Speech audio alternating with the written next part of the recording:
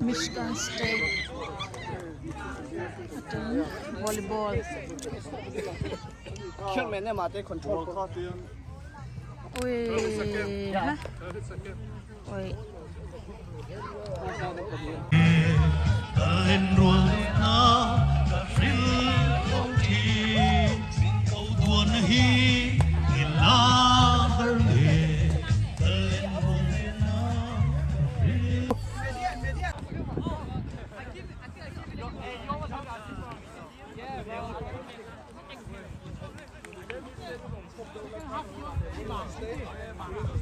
an intro ni om takani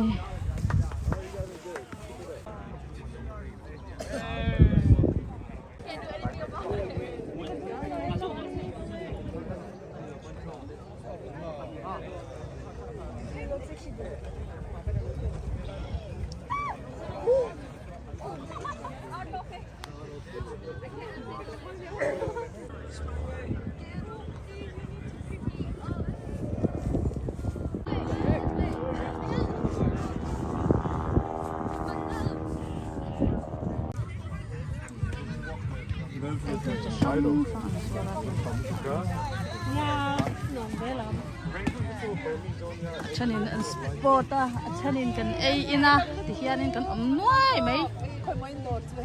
anuam khop mai ei youtuber hau ya ni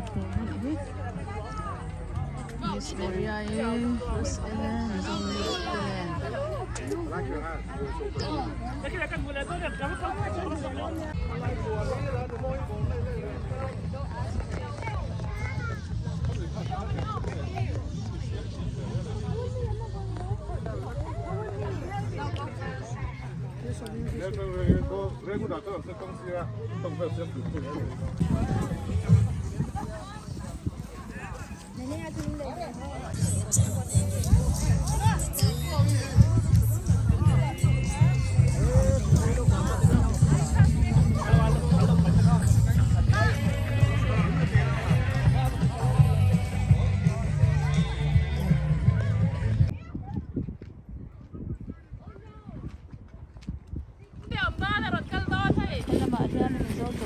nhà hệ là in phâu chuộc thấy đâu in phâu chuộc nó chỗ nè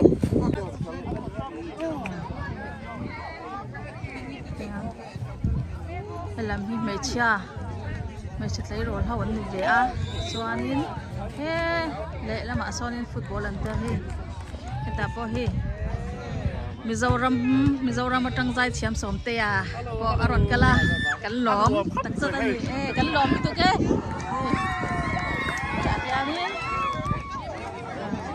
cắn luộc khập đấy chúng ta khập đấy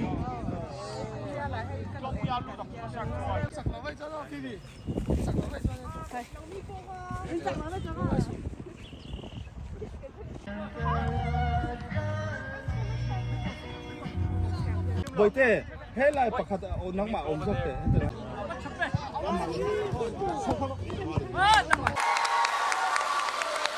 football panin na la tu chu ai wa lo in ring ro se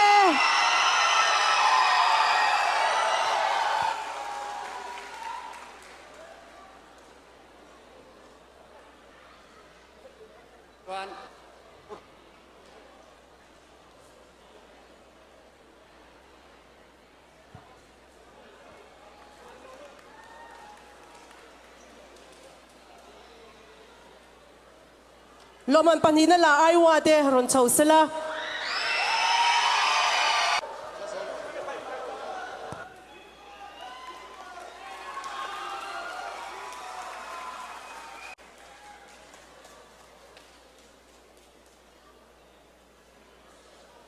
top